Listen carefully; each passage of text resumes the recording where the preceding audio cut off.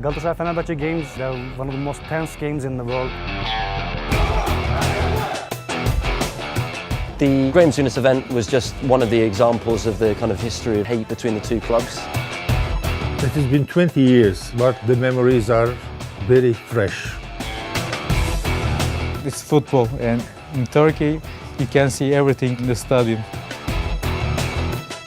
Nowadays, if he had done the same thing, he would go back to England in a wooden box.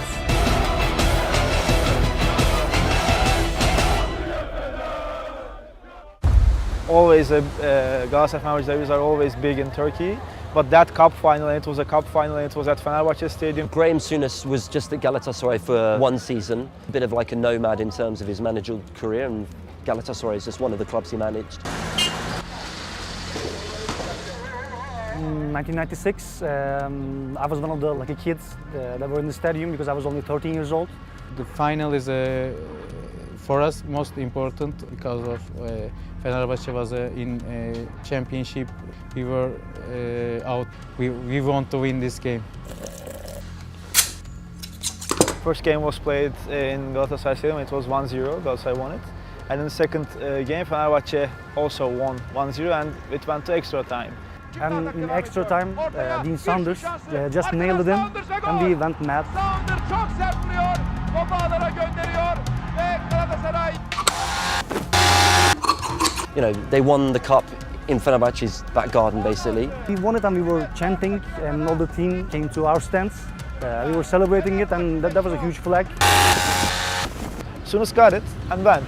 We were like, what the hell is doing? He was so excited because of his Scottish blood, I think. He tried to express his feeling by doing something very, very wrong.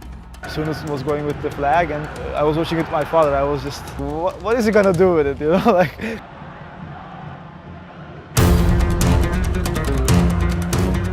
And not only once, he took it out, put it again, took it out, put it again. That was the best part of it. Everybody was a little bit shocked, and he ran inside. He saved his life by doing that. They really didn't like it, and it was so good to see them go nuts. It was what made us happy. We enjoyed. We won Turkish Cup in Fenerbahçe Stadium. I think he said something like he's never received a bigger kiss in his life from a man than from the Galatasaray president after the match. When you look at the ceremony, also you will see that it was all surrounded by the police Galatasaray players. We were like that. We are taking cup and like that, and then we were. I don't even think that Souness ever came out. Putting that flag has a special meaning for us Turks. He has a nickname, Ulubatlı Souness, which means when Ottoman Empire conquered Istanbul. And there's this legend, we say a guy named Ulubatlı put the flag on the castle so that it's like our castle, you know. So that's what I feel about him. He's always going to be a legend for Galatasaray. The tension in the derbies started to elevate after this. It's like the birth of Jesus, you know, before Jesus, after Jesus. So it is like that, like before Souness, after Souness. And they want to take a revenge after that. I don't know if you heard about the incidents where the guy, a crazy guy, when I say crazy, it's a mentally impaired guy. A Fenerbahçe fanatic, let's call him, called Rambo, breaks into the stadium, hides in an advertising board overnight, spends God knows how many hours hidden in these advertising boards right next to the pitch. And when he hears the kick-off whistle, breaks open the advertising board with a knife, runs into the middle of the pitch, puts a Fenerbahçe flag there and whips out a kebab knife to kind of say, right, this is our revenge. It was a topic for a week or two, but not like Souness, of course. In 2007, Fenerbahçe was gonna play with Galatasaray in Galatasaray Stadium, and they came there as champions. It wasn't enough for them, obviously. They even won that game, and afterwards, their fans wanted them to plant a flag on the kickoff spot. The place was waiting like that on like a bodyguard. They thought that we were going to get the revenge by doing the same thing.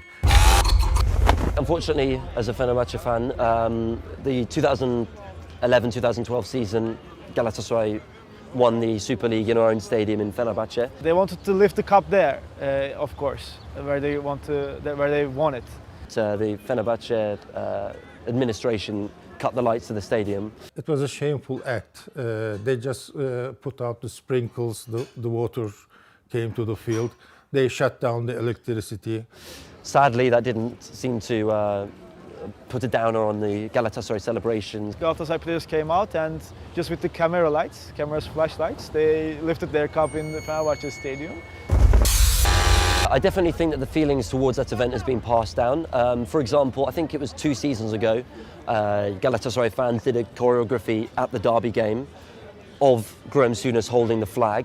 Bu bir şekilde artık taraftarlar kendilerini hani bir şekilde daha böyle diğerlerinden üstün gösterme çabası, koreografi yapmak özellikle Türkiye'de. We beat Galatasaray 6-0 about 10 years ago, and that result affected them.